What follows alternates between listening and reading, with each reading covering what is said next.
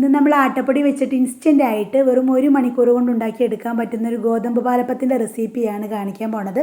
ഇത് നല്ല സോഫ്റ്റ് ആയിട്ടാണ് നമുക്ക് കിട്ടിയിട്ടുള്ളത്. കഴിക്കാൻ നല്ല ടേസ്റ്റിയാണ്, ഉണ്ടാക്കിയെടുക്കാനും സിമ്പിളാണ്. അപ്പോൾ ഇതെങ്ങനെയാണ് നമ്മൾ ഉണ്ടാക്കിയെടുത്തത് എന്ന് നോക്കാം. അപ്പോൾ ഇത് ഉണ്ടാക്കിയെടുക്കാനായിട്ട് ആദ്യം തന്നെ ഇതുപോലൊരു ബൗളിലേക്ക് നമ്മൾ 2 കപ്പ് അളവിൽ ആട്ടപ്പൊടിയാണ് ഇട്ട് കൊടുക്കുന്നത്. അതിനോടൊപ്പം തന്നെ ആ സെയിം കപ്പിൽ തന്നെ 1 കപ്പ് അളവിൽ തേങ്ങ ചിരകിയതും കൂടെ നമ്മൾ ഇതിലേക്ക് ചേർത്ത് കൊടുക്കുന്നുണ്ട്. ഇനി അടുത്തതായിട്ട് നമുക്കിതിലേക്ക് വേണ്ടത് 1/2 കപ്പ് അളവിൽ ചോറാണ്. അത് നമ്മളിതിലേക്ക് ചേർത്ത് കൊടുക്കുകയാണ്.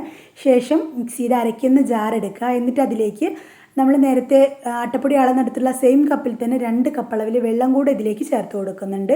എന്നിട്ട് നമ്മൾ നേരത്തെ എടുത്ത് റെഡിയാക്കി വെച്ചിട്ടുണ്ടായിരുന്ന ആട്ടപ്പൊടിയും അതുപോലെ തന്നെ ചോറും തേങ്ങയും കൂടെ ഇതിലേക്ക് ചേർക്കുക.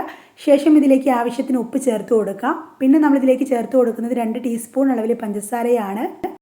അതിനോടൊപ്പം തന്നെ 2 ടീസ്പൂൺ അളവിൽ വെളിച്ചെണ്ണ കൂടെ നമ്മൾ ഇതിലേക്ക് ചേർത്ത് കൊടുക്കുന്നുണ്ട്. നമ്മുടെ അപ്പത്തിന് നല്ലൊരു മയവും നല്ലൊരു സോഫ്റ്റ്നെസ്സും കിട്ടാൻ വേണ്ടിയിട്ടാണ് ഇത് ഒഴിക്കുന്നത്.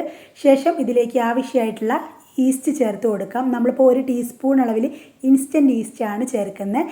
എന്നിട്ട് മിക്സിയുടെ ജാർ അടച്ച് വെച്ച് നല്ല ഫൈനായിട്ട് ഇതൊന്ന് അരച്ചെടുക്കുക. ഏകദേശം ഒരു 5 മിനിറ്റോളം നന്നായിട്ട് അരച്ചെടുത്തതിന് ശേഷം ഇതുപോലൊരു ബൗളിലേക്ക് ഒഴിക്കാം.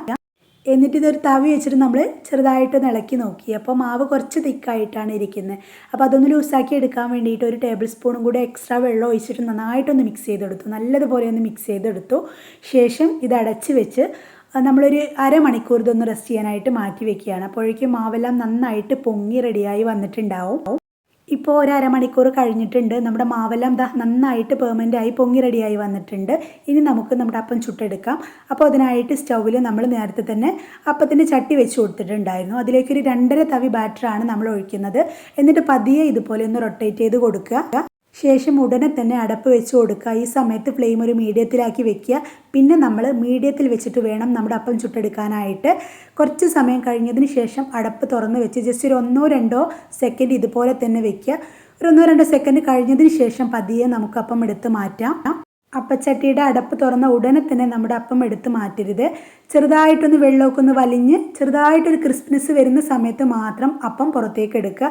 എന്നാലാണ് നല്ല പെർഫെക്റ്റ് ആയിട്ട് നല്ല ക്രിസ്പി ആയിട്ടും നല്ല ടേസ്റ്റി ആയിട്ടും നമുക്ക് നമ്മുടെ അപ്പം കിട്ടുക. അപ്പോൾ ഇത്രയേ ഉള്ളൂ. എല്ലാവരും ഒന്ന് ട്രൈ ചെയ്ത് നോക്കുക. വീഡിയോ കണ്ട് ഇഷ്ടമാകുന്ന ലൈക്ക് ചെയ്യുക. ഇതുപോലെയുള്ള ന്യൂ റെസിപ്പീസിനായിട്ട് നമ്മുടെ ചാനൽ ഒന്ന് സബ്സ്ക്രൈബ് ചെയ്യുക. Thanks for watching.